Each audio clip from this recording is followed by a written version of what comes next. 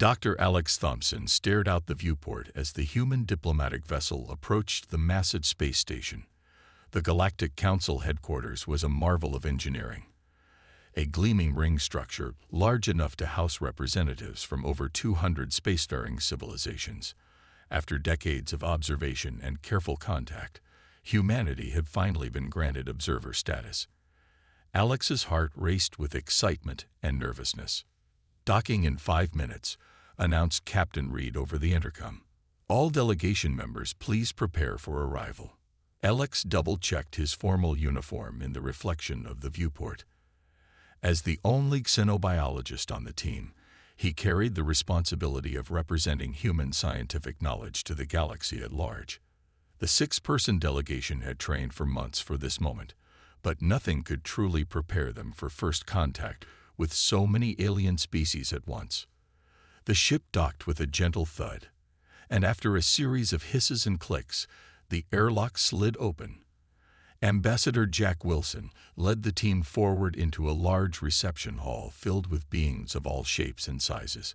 Some floated in the air, others slithered across the floor, and many stood on various configurations of limbs. The diversity was breathtaking. A tall, blue-skinned alien with 4 arms approached them.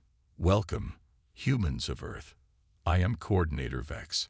On behalf of the Galactic Council, I welcome you to our community of civilizations." As the formal greetings were exchanged, Alex noticed something odd. Many of the aliens were staring at the humans with expressions that seemed like concern, disgust, fascination. It was hard to read alien facial features, but the attention was unmistakable.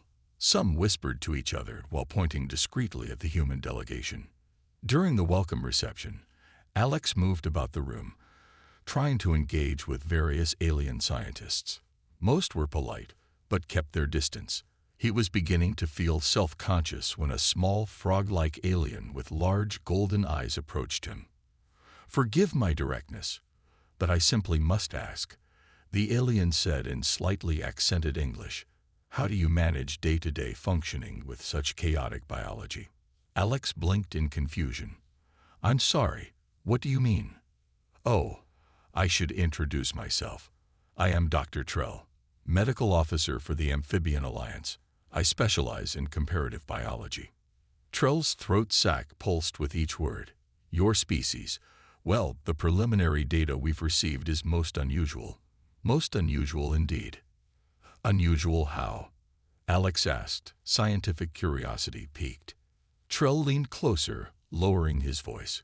"Your constant cellular death and regeneration alone would be considered a severe medical condition in most species, and your immune system, so aggressive, not to mention your brain chemistry." He trailed off, seeming to realize he might be causing offense. Before Alex could press for more details, Ambassador Wilson called the human team together to meet with the Council's leadership committee. As they walked, Alex whispered to Tom, the delegation's physician, "Have you noticed how they're looking at us?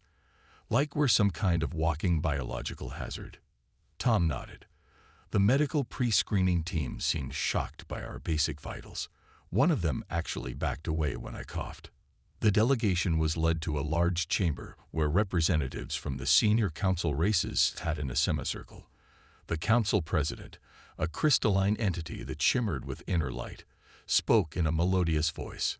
"Humans of Earth, tomorrow you will undergo standard biological documentation, as is required for all new species.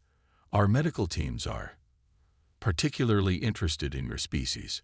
For tonight, please enjoy our hospitality." As they were escorted to their quarters, Alex couldn't shake the feeling that they were missing something important. The way the aliens looked at them wasn't just the normal curiosity toward a new species.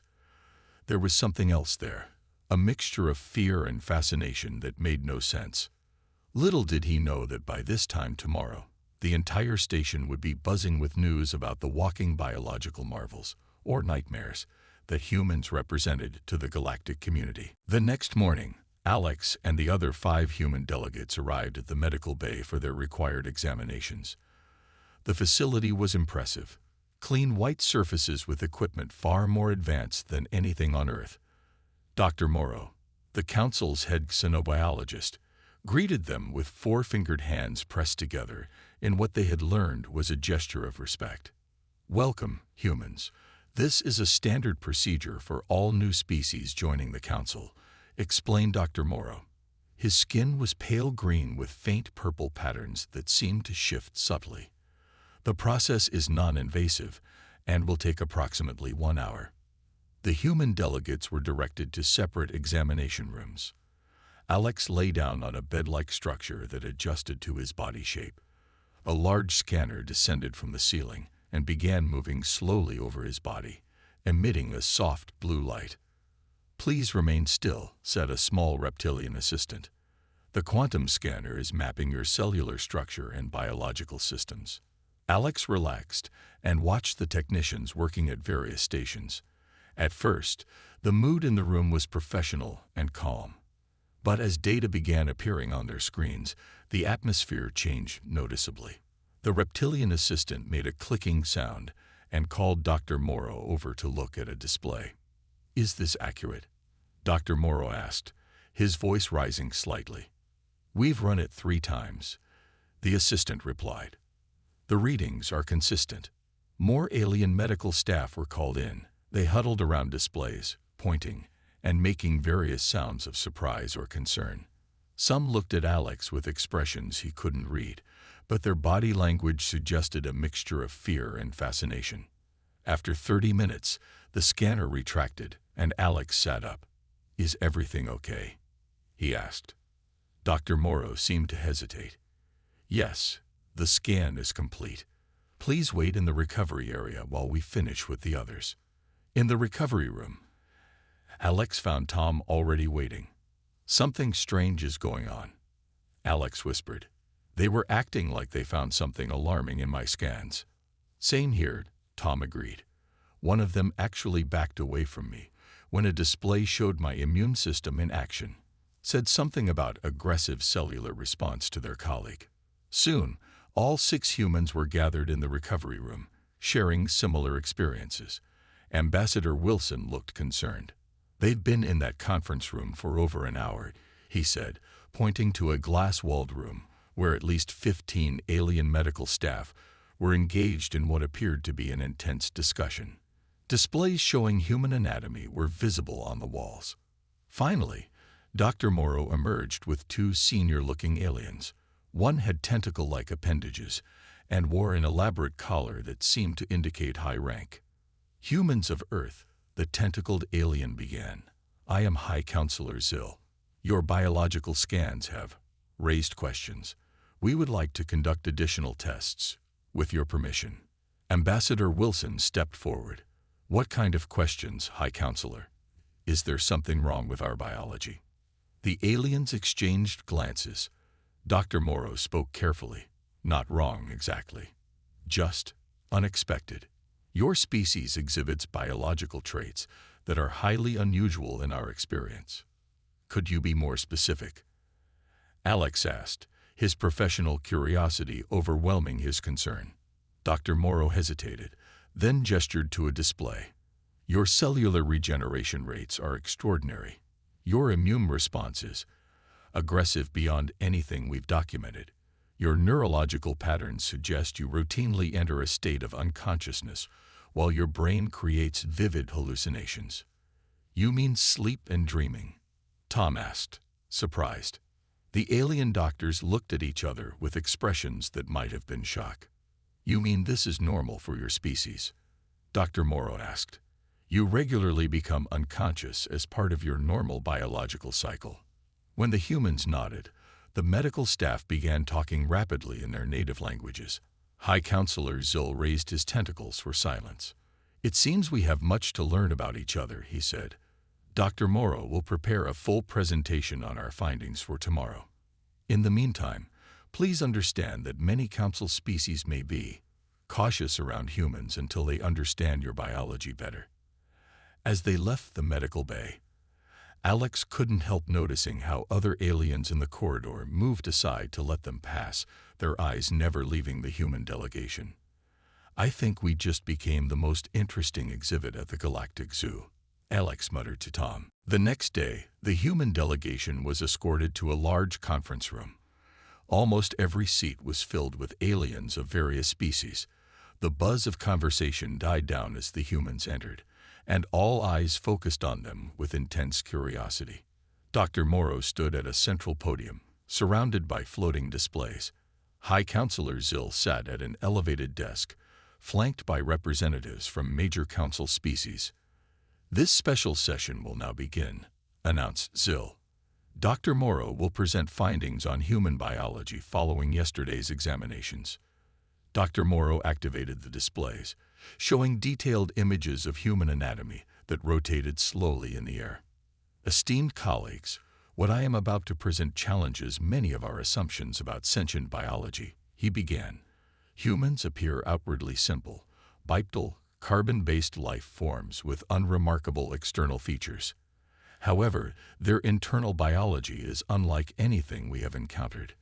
The display shifted to show a human cardiovascular system. Humans possess a circulatory system with red blood cells that lack nuclei, essentially partial cells carrying oxygen throughout their bodies. They can lose over 40% of their blood volume and survive with medical intervention. Most council species would experience immediate organ failure at 25% blood loss. Murmurs spread through the audience. Dr. Morrow continued, showing the human digestive system. Their digestive tract contains billions of microorganisms that assist with digestion. They are essentially walking ecosystems. Most remarkably, humans can consume substances that would be toxic to many of us, including ethanol, capsaicin, and various alkaloids. A senior scientist rose. "Are you suggesting humans routinely consume poisons?" Ambassador Wilson cleared his throat. "We call some of those spices and drinks. They're part of our culture." The alien sat down, visibly disturbed. Dr. Morrow moved on to the immune system. Human immune response is extraordinarily aggressive. Their bodies deploy white blood cells that literally consume invading organisms. They produce antibodies that remain in their system for decades, creating long-term immunity. When fighting infection, they deliberately raise their body temperature to levels that would cause brain damage in many species. "You mean fever?" Alex interjected. "That's a normal immune response for us." The room erupted in shocked conversation. Dr. Morrow raised his hands for quiet. "The most concerning aspect is their neural function," he continued. "Humans require a state called sleep where they become unconscious for approximately 1/3 of each planetary rotation. During this time, their brains create vivid hallucinations they call dreams. They cannot survive without this hibernation-like state." One elegant avian alien with shimmering feathers stood up. "Are you telling us that humans are unconscious and vulnerable for 8 hours every day? How has your species survived predation?" "We built shelters and developed societies," Tom explained. "Plus, we take turns keeping watch when necessary." Dr. Morrow saved the most shocking revelation for last. Humans can regenerate tissue. Their liver can regrow up to 70% of its mass if damaged. Skin repairs itself completely. Bones knit back together. Even neural tissue shows limited regenerative capacity. A tense silence fell over the room. Finally, a crystalline being spoke in a melodious voice. "The question before the council is clear. Does human biology represent a threat to station biosecurity?" High Counselor Zill considered this. "Our scans detect no pathogens or parasites. Their aggressive biology seems contained within their bodies. I see no immediate danger." "With respect," countered a gas-filled being floating near the ceiling, "a species that routinely hallucinates, consumes toxins, and whose cells attack foreign bodies so aggressively should be considered unpredictable at best." The debate continued until a loud alarm suddenly blared throughout the chamber. A voice announced, "Security alert. All delegates report to designated assembly areas. This is not a drill." As the room erupted in confusion, Alex noticed Admiral Klex, the head of Galactic Defense, approaching their group with surprising speed. "Humans," the Admiral said urgently, "I need to speak with you immediately.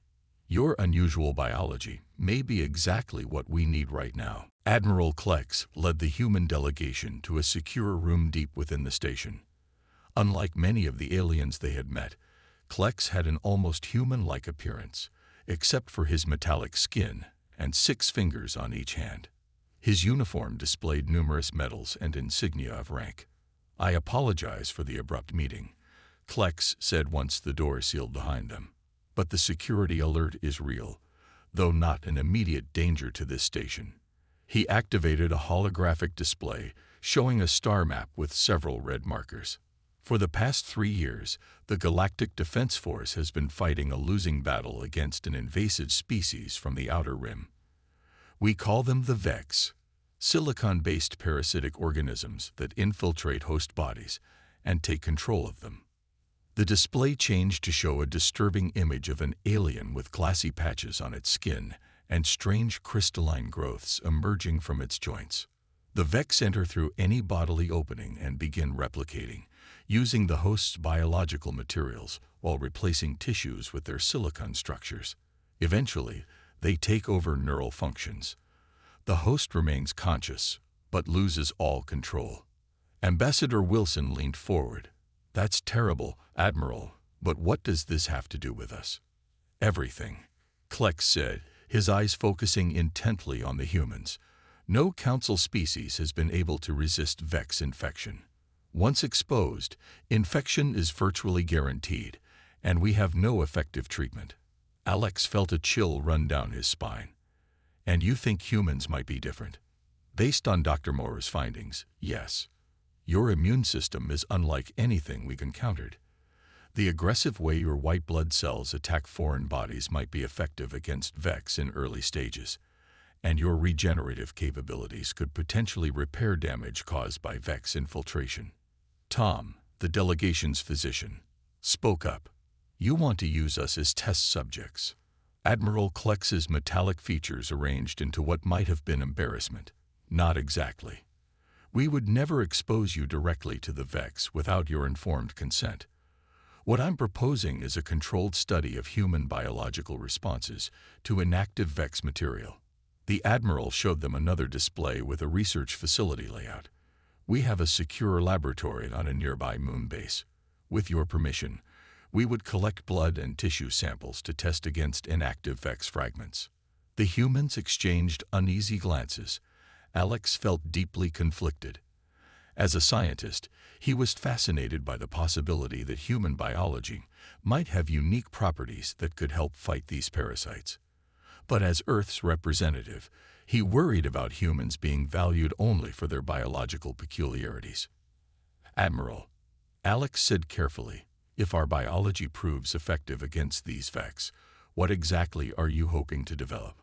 "Initially, a treatment for infected individuals.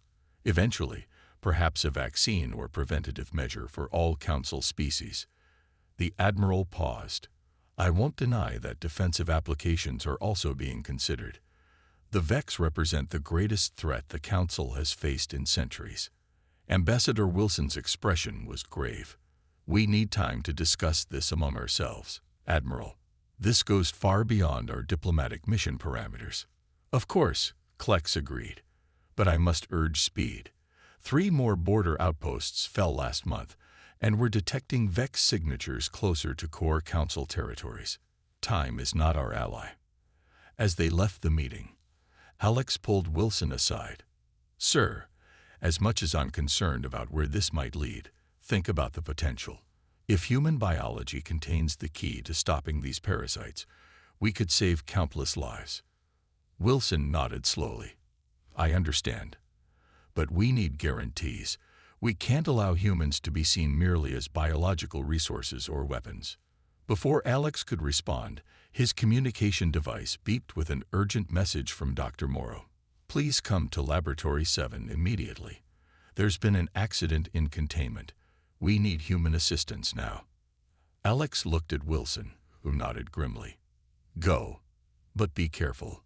As Alex rushed toward the laboratory section, he couldn't shake the feeling that humanity's place in the galactic community was about to change forever, for better or worse. Alex sprinted through the corridors, following the emergency directional lights to Laboratory 7. When he arrived, the scene was chaotic. Medical staff rushed back and forth while security personnel blocked the main entrance. Dr. Morrow spotted him and hurried over, his normally calm demeanor replaced by obvious distress. "Thank you for coming so quickly," he said, leading Alex through a decontamination chamber. "We had an accident during a routine experiment. A containment field failed, and a pathogen was released into the main laboratory." Inside, Alex saw at least 20 alien researchers lying on emergency medical beds. Some were clearly unconscious, while others shivered or convulsed despite the medical attention they were receiving. "What happened to them?" Alex asked, instinctively keeping his distance. "The pathogen is called strain RX7, a highly adaptive virus we were studying. It appears to attack cellular membranes in most council species." Dr. Morrow looked at Alex with an intensity that made him uncomfortable. "But based on our biological scans, humans might be resistant." Understanding dawned on Alex. "You want to know if we're immune, and if so, if our blood might contain antibodies you could use to help them." "Precisely." Dr. Morrow gestured to a nearby medical station. "Would you be willing to have your blood tested? No direct exposure to the pathogen, I promise." Alex nodded and rolled up his sleeve. A medical technician took a sample of his blood, placed it in an analyzer, and then deliberately exposed it to the pathogen. They watched on a monitor as the virus made contact with his blood cells. The results were immediate and dramatic. Alex's white blood cells swarmed the virus, engulfing and destroying them with remarkable speed. Within minutes, the pathogen was completely neutralized. "Extraordinary," whispered Dr. Morrow, his eyes wide. "Your immune system didn't just resist the pathogen, it destroyed it completely." The door slid open, and Tom rushed in with the rest of the human delegation. "We got word there was an emergency," he explained. "What can we do to help?" Within the hour, all 6 humans had donated blood samples. The medical team worked feverishly to isolate the human antibodies and create a treatment for the infected aliens. As the first doses were administered, Alex watched anxiously from an observation window. "Will it work?" he asked Dr. Morrow. "I believe so, but there's no way to know for certain. Our physiologies are so different." He paused, seeming to choose his words carefully. "You should know that the station is now under complete quarantine. No ships can leave or dock until we contain this outbreak." Alex's communication device beeped with a message from Admiral Klex. "Need to speak urgently. Situation developing." When Alex arrived at the secure meeting room, he found Admiral Klex looking grimmer than before. "The pathogen outbreak wasn't an accident," Klex said without preamble. "We have evidence it was deliberate sabotage. And worse, we've detected traces of Vex material in the pathogen strain. The parasites you told us about. How is that possible?" "We believe someone on this station is working with the Vex," Klex explained. "The timing, just as your delegation arrived, can't be coincidence. Someone wanted to see how human biology would respond to a hybrid pathogen containing Vex elements." Before Alex could process this disturbing information, Dr. Morrow's voice came over the communication system, sounding excited. "Admiral, Dr. Thompson, you need to see this immediately." They rushed back to the lab to find a remarkable scene. The aliens who had received the human antibody treatment were already showing signs of recovery. More surprisingly, Dr. Morrow pointed to a sample under a molecular scanner. "The human antibodies didn't just neutralize the virus," he explained. "They bonded with the Vex material in the pathogen and rendered it inert. This could be the breakthrough we've been searching for." Admiral Klex stared at the display, then at Alex. "We need to act quickly. If whoever released this pathogen reports back to the Vex about human immunity, your species could become their primary target." A station-wide alert suddenly blared through the speakers. "Warning. Unauthorized shuttle departure in progress. Security to Docking Bay 3 immediately." "Too late," Klex said grimly. "They're already escaping with the information." He turned to Alex with a serious expression. Dr. Thompson, your species just became the most important biological asset in the galaxy, and the most endangered. The next 3 days were a blur of activity. The human delegation worked around the clock with Dr. Morrow's team to produce enough antibody-based treatment for everyone affected by the outbreak. By the 3rd day, all infected aliens had recovered, and the station slowly returned to normal operations. Admiral Klex called an emergency meeting with the human delegation and key council representatives. The conference room was tense as Klex presented his findings. The saboteur escaped, but we've confirmed they transmitted data about human biology to an unknown location outside council space, Klex reported. We must assume the Vex now know about humanity's unique biological resistance. High Counselor Zill's tentacles curled with concern. This changes our security assessment. If the Vex perceive humans as a threat to their expansion, they may target Earth directly. Ambassador Wilson looked alarmed. Earth has no defenses against an advanced alien invasion. We're barely spacefaring by your standards. Which is why we must act quickly, Klex said. I propose a joint defense initiative. We provide Earth with defensive technology, while human volunteers work with our scientists to develop anti-Vex measures based on your biology. The representatives from the council species that had most strongly opposed human membership now looked at the humans with new eyes. One of them, a gaseous being contained in a floating mechanical sphere, spoke through a translator. 3 days ago, I would have voted against human inclusion in our alliance. Now I owe my life to human antibodies. The sphere bobbed slightly in what might have been a bow. I withdraw my objections to full membership status for Earth. Similar statements came from other representatives who had been wary of humans. Ambassador Wilson nodded gratefully, but Alex noticed his worried expression hadn't changed. After the meeting, Dr. Morrow took Alex to his primary research lab. A secure container held a small crystalline fragment that pulsed with an eerie light. This is inactive Vex material, Dr. Morrow explained. We recovered it from the saboteur's workstation. Watch what happens when I introduce it to your antibodies. He placed a drop of treated human blood near the crystal. Remarkably, the blood didn't just stay separate from the crystal. It actually caused the crystalline structure to dissolve wherever they made contact. Your immune system doesn't just resist Vex infiltration, Dr. Morrow said, his voice filled with awe. It actively destroys their basic structure. We believe it's related to how your white blood cells identify and attack foreign bodies. Can you use this to create a weapon against the Vex? Alex asked. Better than a weapon. A cure, Dr. Morrow replied. For those already infected, a treatment derived from human antibodies might be able to target and destroy Vex material without harming the host's original tissues. Tom joined them, looking tired but excited. We've been testing different combinations of human hormones against Vex samples. Adrenaline seems to speed up the neutralizing effect. Even more interesting, the hormone released during your sleep cycle, what you call melatonin, seems to prevent Vex from forming neural connections. Alex laughed softly. So our weird habit of falling unconscious every day might save the galaxy. Precisely, Dr. Morrow said without a hint of humor. Your biology evolved in ways that coincidentally create perfect countermeasures to Vex physiology. Admiral Klex entered the lab, his metallic face set in serious lines.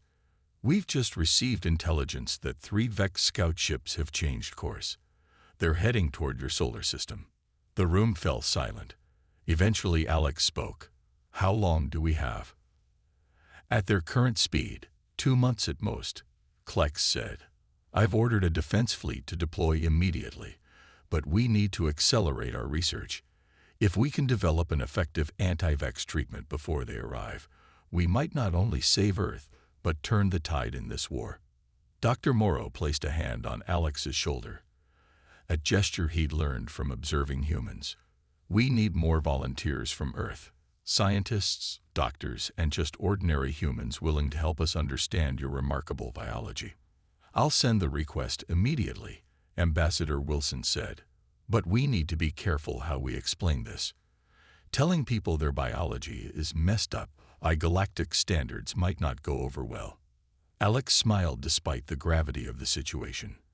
Actually, I think humans will love that part. We've always taken pride in being weird. 2 months later, Alex stood by the large viewport in the Council's main chamber, watching the massive defense fleet assembled around the station. Ships of all shapes and sizes from dozens of Council species formed a protective barrier, ready to intercept the approaching Vex vessels. Behind him, the chamber buzzed with activity. Over 100 human scientists and medical experts had arrived from Earth 3 weeks ago and had been working non-stop with Council researchers. The results had exceeded everyone's expectations. Dr. Morrow approached Alex, looking tired but satisfied. The final batch of treatments is ready. Every ship in the defense fleet has been equipped with human-derived countermeasures. Alex nodded. And the Earth defense system? Already deployed. Admiral Klex assures me that the planetary shield will be operational before the Vex arrive. Earth is as safe as we can make it. High Counselor Zill floated over to join them, his tentacles gently rippling in what Alex had learned was an expression of optimism. Dr. Thompson, the Council vote just concluded. It was unanimous. Zill's translator conveyed a tone of formality. Earth has been granted full membership status in the Galactic Council, with all rights and protections therein. Alex smiled. That's welcome news, High Counselor. Although I have to admit, it came under unexpected circumstances. Indeed, Zill replied. When your delegation first arrived, many thought humans were too biologically chaotic to integrate safely with Council species. Now those same biological quirks may save us all. Ambassador Wilson joined their conversation, holding a data tablet displaying the formal Council resolution. It's official. We've also been granted approval for the xenobiological exchange program you proposed. Alex, once this crisis is over, human medical researchers will train with Council experts, and will host alien scientists on Earth. The Council has another announcement, Zill said. We're establishing a new research division focused on comparative biology, with emphasis on applying evolutionary adaptations across species. Dr. Thompson, we would be honored if you would consider accepting the position of director. Before Alex could respond, alarms blared throughout the station. Admiral Klex's voice came over the communication system. Vex vessels detected entering the system. All personnel to alert stations. Defense fleet deploying to intercept. The next few hours were tense as they watched the battle unfold on the command center's displays. The Council ships engaged the Vex vessels at the edge of the system. When the first Vex ship was boarded, they deployed the human-derived treatment, converting it into an aerosol that spread through the ship's ventilation system. The results were dramatic. The Vex parasites began to dissolve, freeing their hosts. By the time the third Vex ship attempted to retreat, the battle was already won. 1 month later, the Galactic Council convened a special ceremony. The Grand Chamber was packed with representatives from all member species. At the center stood the human delegation, now expanded to include scientists, diplomats, and military observers from Earth. High Counselor Zill addressed the assembly. Today marks a historic moment. The Vex threat has been neutralized. Their remaining forces are in retreat, and we have liberated 17 worlds from their control using treatments derived from human biology. Admiral Klex stepped forward. For centuries, the Vex were considered unstoppable. No defense worked against them. No species could resist them. Then we met humans. He turned to face the Earth delegation. Your chaotic, messy, seemingly inefficient biology turned out to be exactly what the galaxy needed. Dr. Morrow presented Alex with a crystal emblem representing his new position as Director of Comparative Xenobiology. We still think human biology makes no sense, he said with the facial expression Alex now recognized as a smile. You sleep every day. Your immune system attacks everything. You regenerate tissue continuously, and your brain chemistry would be considered dangerously unstable in any other species. Alex laughed. When you put it that way, I'm not sure if we should be proud or embarrassed." "Be proud," said Zill. "The universe favors diversity. What seems chaotic in one context becomes essential in another." He raised his tentacles in the formal gesture of highest respect. "Your biology may be messed up by our standards, but that mess saved countless lives across the galaxy." As the ceremony concluded and celebrations began, Alex gazed out at the stars visible through the chamber's massive dome. Humanity had found its place in the galactic community not despite their biological quirks, but because of them. Sometimes being different wasn't just okay, it was exactly what was needed.